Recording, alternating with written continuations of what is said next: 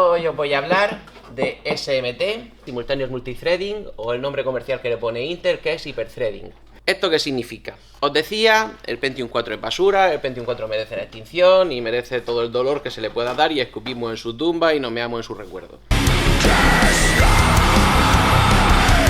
Pero el hecho de que fuera una arquitectura tan mala y que tuviera inconvenientes tan nuevos hizo también que avanzaran otras cosas que seguramente no hubieran aparecido tan pronto si no hubiéramos tenido semejante basura. Una de ellas es la caché de microoperadores, que os hablaré el próximo día, y la otra, también muy interesante y completamente en boga a día de hoy, es el multihilo simultáneo. ¿En qué consiste eso? Mirad, supongamos que tenemos todavía, por simplificar la explicación, supongamos que tenemos todavía la segmentación inicial: emisión, decodificación, ejecución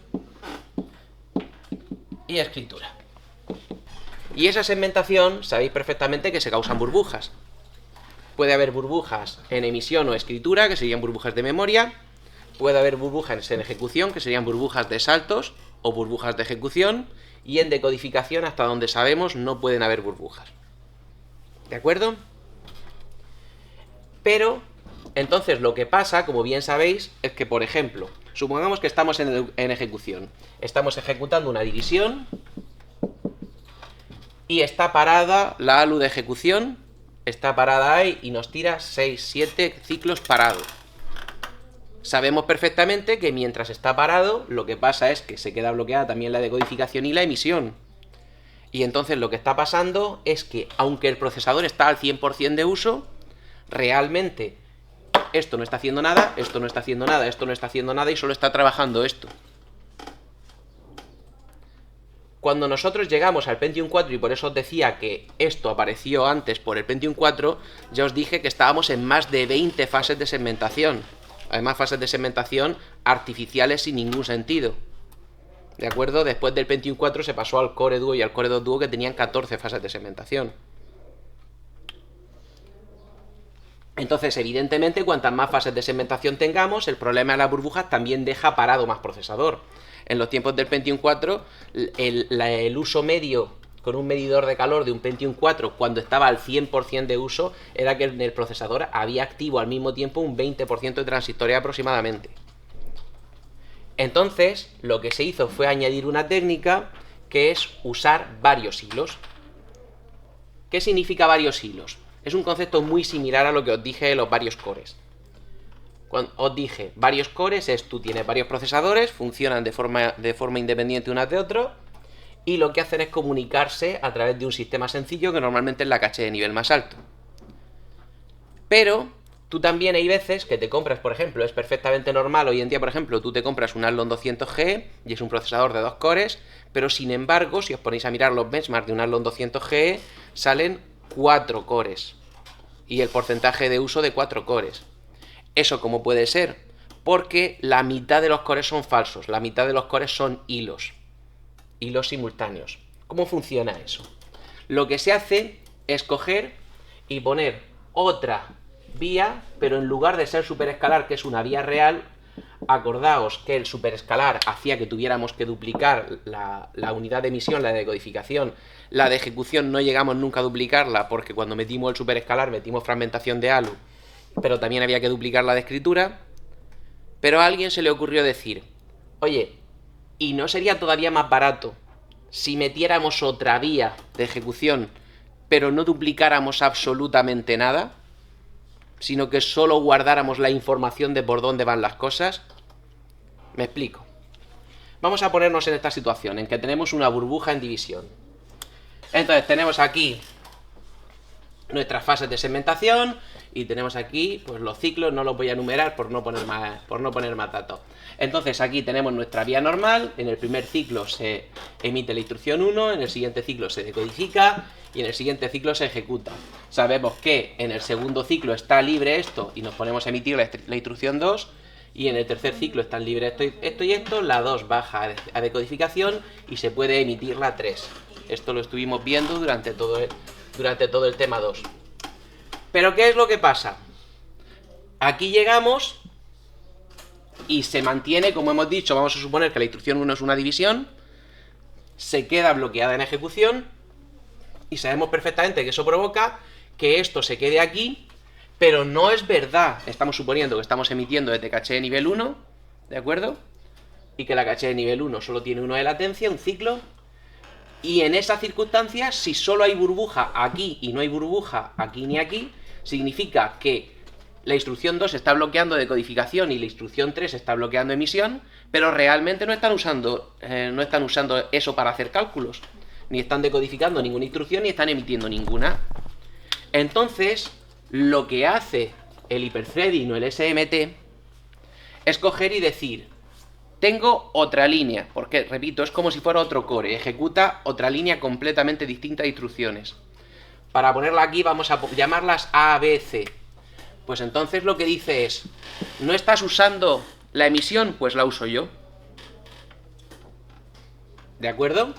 Entonces seguimos ejecutando esto, se sigue bloqueando la decodificación, se sigue bloqueando la emisión, y dice: ah, ¿no estás usando la decodificación? Pues la uso yo. ¿No estás usando la emisión? Pues la uso yo. Supongamos que son 4 instrucciones. Que tarda 4 ciclos la división. Pues se quedaría aquí y luego haría esto.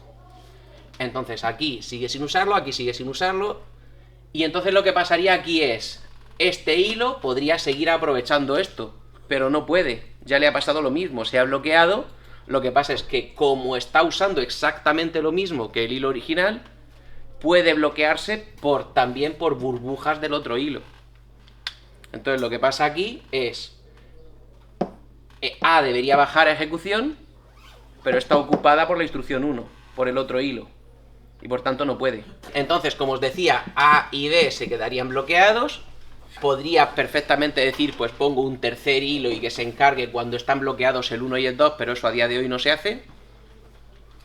Por lo cual solo puedo entender que la relación calidad-precio, el punto óptimo es en 2, porque evidentemente esto añade complejidad a desarrollar el procesador. Y cuando 1 por fin terminara y se pudiera ir a escritura, pues 2 bajaría a ejecución, 3 bajaría de codificación, 4 se emitiría, y A y B seguirían bloqueados aquí, porque ahora mismo todas las demás ALUs se están usando. Esto es un ejemplo evidentemente muy sencillo. Fijaos que os estoy cogiendo de la primera segmentación, ¿de acuerdo? Os estoy cogiendo de cuando la segmentación solo tenía 4 fases, os estoy cogiendo de cuando solo teníamos una línea de ejecución, es decir, era superescalar solo de una vía, y os estoy haciendo un montón de ISIs. Ahora, no os voy a poner un ejemplo, porque sería demasiado farragoso de ponerlo en pizarra, pero empezad a imaginar, o sea, cuando yo os he dicho que el Pentium 4 usaba como mucho un 20% del procesador, incluso aunque se pusiera al 100%, el Pentium 4 es un ejemplo extremo, pero tampoco estoy diciendo nada tan raro. O sea, yo os he dicho hasta ahora que un procesador coge, a día de hoy, la última vez que lo miré en el Core i de sexta, se aumentó el superescalar 6 vías. Es decir, que ahora mismo tenemos superescalares de al menos 6 vías. Además de eso, tenemos más de 14 fases de segmentación. Además de eso, tenemos fragmentación de ALU, que sabéis perfectamente que generan menos burbujas, pero también tenemos, por ejemplo, burbujas en emisión. Tenemos un montón de sitios donde el procesador se puede quedar parado. Y aunque hemos mejorado mucho eso y hemos hecho mucho porque la relación calidad-precio vaya lo mejor posible y haya los mínimos parones, siempre y cuando sea lo más barato, el equilibrio de siempre, de más rápido, más barato, porque si puedo meter una mejora en el procesador que haga que el procesador vaya mucho más rápido, pero es todavía muchísimo más caro, no me sale cuenta. Entonces, como dijimos, las burbujas van a pasar y van a pasar continuamente. Porque en los casos de laboratorio, de los que estamos hablando aquí, de que todas las instrucciones las sacas de un sitio y van a tardar solo un ciclo, son casos de laboratorio. Esto es completamente distinto a lo que hemos visto hasta ahora. Nosotros habíamos visto hasta ahora poder ejecutar 2 instrucciones por ciclo con superescalar o poder ejecutar 2 hilos por ciclo con multicore. Pero esto lo que da un resultado bastante similar al multicore, evidentemente bastante peor, pero tampoco os creáis que mucho. Además es súper fácil, eso pasa continuamente. Los Core i desde primera hasta séptima, el Core i3 era 2 hilos con hiperthreading y el Core i5 4 hilos. Solo tenéis que comparar los rendimientos de un i3 con un i5 y tenéis aproximadamente cómo de malo es el SMT o el hiperthreading comparado con usar los cores reales. O cogéis el Athlon 200G, que es 2 hilos con SMT, y lo comparáis con el rendimiento del Ryzen 3 2200G, que es básicamente el mismo procesador pero con 4 hilos en vez de 2 con SMT. Y podéis perfectamente comparar los resultados, sabéis perfectamente que se nota, pero sabéis también perfectamente que se nota mucho en el precio. Entonces, ya os digo, hay un sitio para esto y de hecho los procesadores más potentes, una vez que ya tienen sus 6 cores, sus 12 cores, sus 16 cores, además de eso evidentemente se les mete esto para que tengan el doble de hilos. Y para que cuando el procesador esté bloqueado en algún momento por burbujas, pues puedas tener el segundo hilo que se aprovecha de eso. Este ejemplo es muy sencillo, pero incluso en este ejemplo tan sencillo se ve perfectamente cómo se puede aprovechar una burbuja para coger y decir las partes del procesador que no estábamos usando, las usa otro. Y repito, lo único que hay que duplicar, lo único, son registros donde se guarde qué instrucciones se están ejecutando. Hombre, y evidentemente los registros del segundo hilo, porque si escribe algo en sus registros no va a sobreescribir los registros del otro. Cachés puede usar las mismas, memoria puede usar la misma, y tienes que duplicar los registros y los buses. Y algún registro también que indique qué instrucciones están ejecutándose y dónde. Pero por no tener que duplicar, no tienen ni siquiera que duplicar, como teníamos que duplicar en el superescalar, las vías de emisión, de codificación y demás.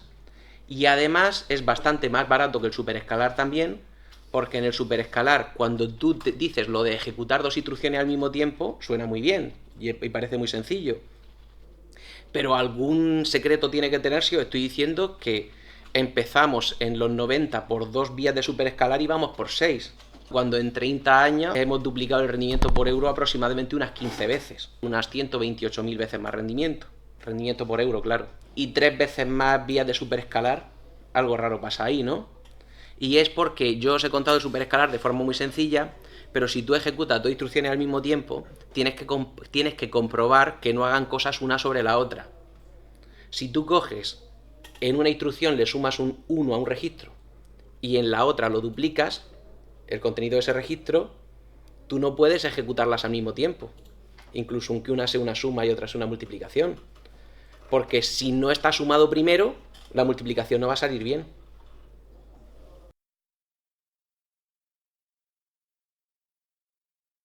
No tiene nada que ver con el software, porque el superescalar es transparente. El superescalar se hace sin que se entere el programa.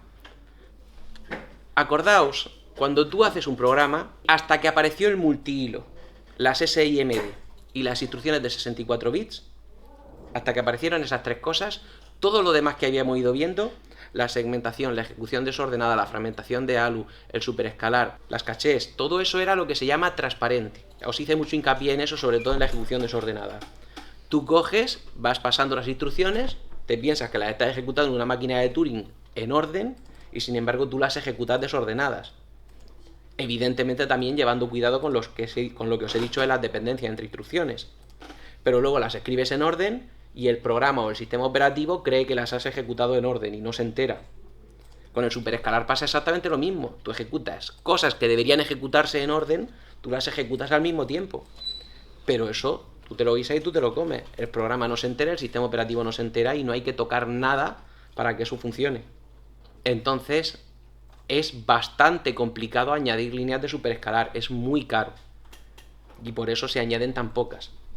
Sin embargo, esto, ya os digo, doy por hecho que evidentemente los números no salen de añadir una tercera vía porque nunca se ha hecho, pero tampoco sería nada raro que apareciera eso, porque repito, esto es súper barato. Esto lo único que haces es, como además simulas que es otro core, no hay dependencias. Porque la instrucción A y la instrucción 3 no tienen absolutamente nada que ver. Están ejecutándose en cores distintos, aunque uno de los cores sea falso. Entonces, no hay que duplicar absolutamente nada, no necesitas otro cálculo de emisiones, de decodificaciones, de ejecuciones ni de escritura. Y repito, lo único que necesitas es buses nuevos, registros nuevos y registros pequeños donde meter esto. Qué instrucción se está ejecutando en cada momento. El rendimiento por euro de esto es excepcional. Y además hay otra forma muy sencilla de comprobarlo. La mayoría de procesadores que hay ahora mismo, no todos, sigue habiendo muchos SIM, pero hay muchísimos procesadores que llevan esto. Pues como en la BIOS te deja desactivarlo, lo desactiva y compara rendimiento. Muy interesante, muy fácil y muy barato. ¡Hala!